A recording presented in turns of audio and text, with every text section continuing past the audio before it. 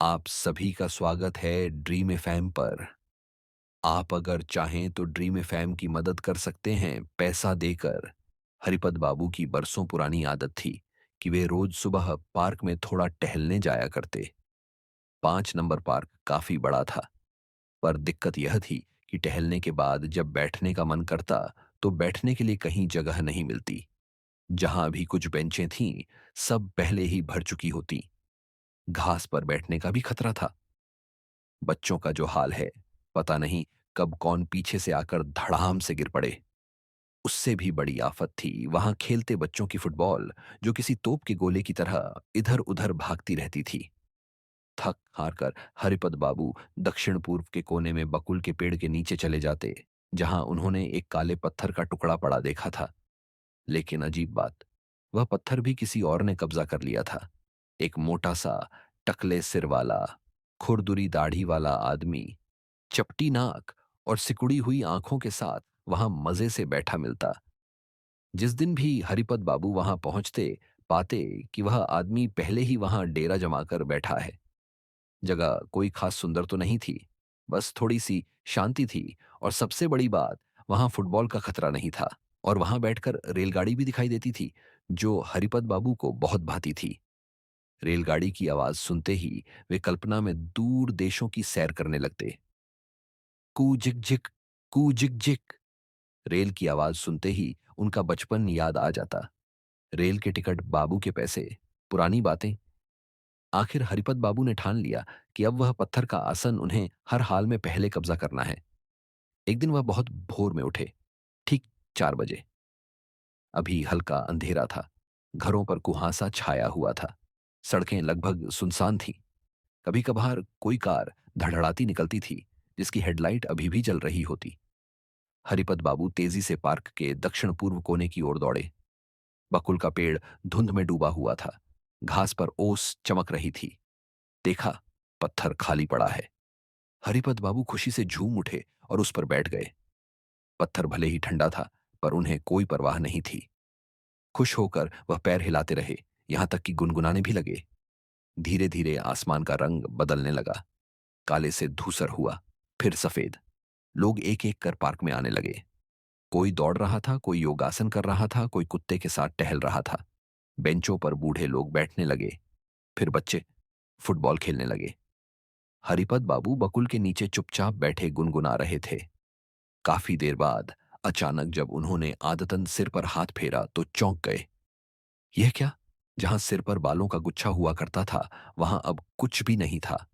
बार बार सिर पर हाथ घुमाने पर भी बाल नहीं मिले, बस चमड़ी महसूस हो रही थी। चौंक कर उंगलियों से सिर थपथपाया। सचमुच सिर एकदम टकला हो गया था। फिर गाल पर हाथ फेरा। हरिपत बाबू रोज शेव करते थे, कल भी की थी। लेकिन अब चेहरे पर घनी दाढ़ी मूछें उगाई थीं। एक दिन में यह कैसे हो सकता है? वह हड़बड़ाकर खड़े हुए। देखा, उनका ढीला ढाला कुर्ता अब तनकर चिपक गया था। चप्पलों में पैर घुस ही नहीं रहे थे। ये क्या हो गया था उनके साथ? क्या उंगली फूलकर केले के पेड़ जैसी हो गई? वह किंकर्तव्य विमूढ़ होकर वहीं बैठे रहे। तभी एक सज्जन लाठी टेकते हुए वहां से गुजरे और मुस्कुराते हुए बोले, अरे भौंबल बाबू, कैसे हैं? बहुत दिनों बाद दिखे। कहीं बाहर गए थे क्या? हरिपत बाबू गुस्से से बोले। भौंबल बाबू कौन? मैं तो हरिपत तालुकदार हूं। सज्जन हंसते हुए बोले, अरे भौंबल बाबू, अब भी नाटक वाली आदत नहीं गई आपकी। वैसे आपके दामाद का क्या हाल है? सुना था कि पुलिस। हरिपत बाबू तमतमा उठे। क्या बकवास कर रहे हैं आप? मेरी तो कोई बेटी ही नहीं, फिर दामाद कहां से आया?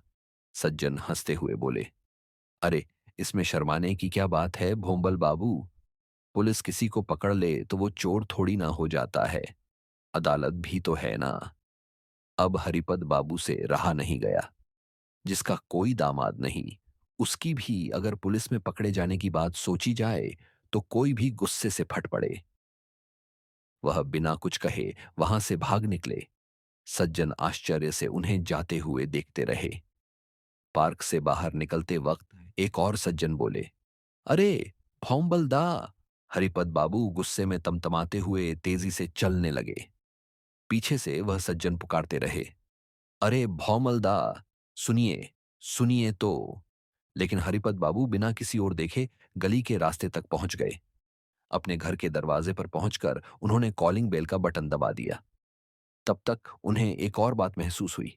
उनके शरीर में जबरदस्त ताकत भी आ गई है, लेकिन दिल जोर जोर से धड़क रहा था। जरूर कोई बड़ी गड़बड़ हो गई थी। दरवाजा खुला तो उनका प्रिय नौकरजें रसोइया हारू गंभीर चेहरे के साथ बोला, किससे मिलना है? हरिपत बाबू गरज उठे, किससे मिलना है क्या रे बदमाश? सुबह सुबह भांग खा आया है क्या? फिर हारू को धक्का देते हुए घर के अंदर घुस गए। हारू चिल्ला उठा, अरे आप कौन भद्र पुरुष हैं? ऐसे जोर से किसी और के घर में घुस आते हैं? और यह क्या? कहां जा रहे हैं? हरिपत सीधे अपने शयन कक्ष में पहुंचकर आईने के सामने खड़े हो गए। जब आईने में देखा तो चौंक कर पीछे हट गए।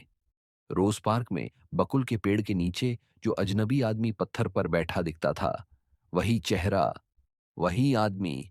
हरिपत बाबू अपना शरीर लेकर तो घर लौटे हैं, लेकिन वह शरीर उनका खुद का नहीं है। और उस पर यह नाक।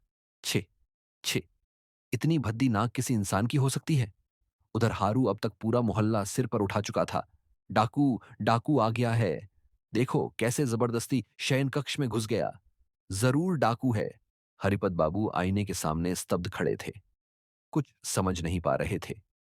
पार्क में हरिपत बाबू बनकर घूमने निकले थे, लेकिन लौटे तो किसी धूल धूसरित डोम्बल बाबू के शरीर में। वह डोम्बल बाबू जो कभी थिएटर में अभिनय करते थे और जिनका दामाद चोर न निकले, ऐसा हो ही नहीं सकता। हे भगवान, यह किस तरह की विपत्ति है? लेकिन इससे भी बड़ी विपत्ति आने वाली थी। मोहल्ले वालों का हल्ला सुनकर उनका अंदाजा हो गया। घर के दरवाजे पर लोग शोर मचा रहे थे। कहां है डाकू? पकड़ो उसे, मारो मारो, कोई चिल्ला रहा था। मत जा, उसके पास चाकू है, पुलिस बुलाओ। इसी बीच हारू चिल्लाता रहा, सब लूट गया। अरे बाबा, सब कुछ लूट कर चला जाएगा। जैसे ही हरिपत बाबू ने देखा कि बहादुर लड़के लाठी डंडे लेकर घर में घुसने को तैयार हैं, उनकी अक्ल ठिकाने आ गई। धड़ाम से दरवाजा अंदर से बंद कर लिया। बाहर से लोग दरवाजा पीट रहे थे। हरिपत बाबू अंदर से गरजते हुए बोले, सावधान, मेरे पास बम है, उड़ा दूंगा सबको। लड़के डर गए। बड़े बूढ़े बोले, हटो हटो सब, पुलिस को खबर दे दी गई है। पुलिस की बात सुनकर हरिपत बाबू के सीने के अंदर डर से कंपन बढ़ने लगा।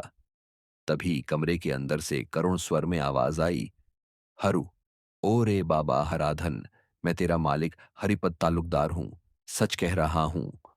हरू बोला, चालाकी कर रहे हो? मैं अपने मालिक को नहीं पहचानूंगा। उनके जैसा चेहरा था कभी। उनकी आवाज ऐसी थी, छे, छे, जैसे निमतला घाट का कोई भूत। थोड़ी देर के लिए अफरा तफरी थम गई। सब लोग पुलिस का इंतजार करने लगे। फिर अंदर से हरिपत बाबू की आवाज आई, सच में मैं ही हरिपत तालुकदार हूं। भगवान के लिए अब पुलिस मत बुलाओ। ओ बाबा हराधन, उन्हें समझाना, मैं ही तेरा मालिक हूं। हरू गुस्से में बोला, समझाऊं क्या माशाए? बचपन से आपके घर काम कर रहा हूं। क्या मैं अपने मालिक को नहीं पहचानूंगा? आप चुप रहिए, दरोगा बाबू को आने दीजिए। इतने में दरोगा बाबू भी आ पहुंचे। बड़ी बड़ी मूंछों को ऐंठते हुए बोले, कहां, कहां है डाकू? सब लोग एक सुर में बोले, सर उस कमरे के अंदर। दरोगा बाबू गरज कर बोले, गिरधर सिंह, दरवाजा तोड़ो, जल्दी तोड़ो। यह सुनकर हरिपत बाबू डर के मारे खाट के नीचे घुसने लगे, लेकिन टकले सिर पर खाट का किनारा जोर से लगा। उफ करके दर्द से कराह उठे। फिर जो देखा तो चकित रह गए। वो खुद को ओस से भीगी घास पर गिरा हुआ पाए और सिर जाकर बकुल के पेड़ के नीचे पड़े पत्थर से टकराया था, और जोर से टकराया था। तभी किसी ने पीछे से कहा, आहा, लग गई क्या? हरिपद तालुकदार ने घूम कर देखा और हैरान रह गए।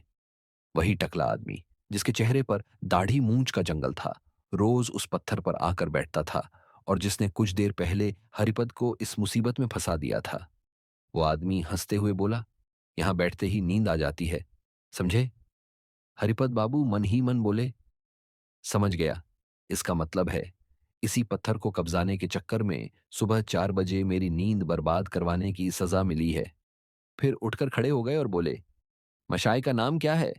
डोम्बल बाबू?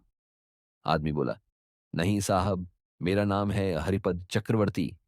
ये सुनते ही हरिपद बाबू गुस्से में पैर पटकते हुए वहां से चले गए और कसम खा ली कि अब इस भूतिया पार्क में सुबह सुबह कभी नहीं आएंगे।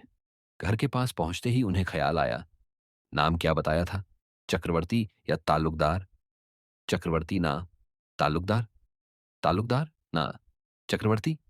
फिर सोचा, अगर ताल्लुकदार हुआ तो बेचारा मेरी तरह ही मुसीबत में फंसेगा। और इस सोच के साथ हरिपद बाबू खुद ही खिलाकर हंस पड़े।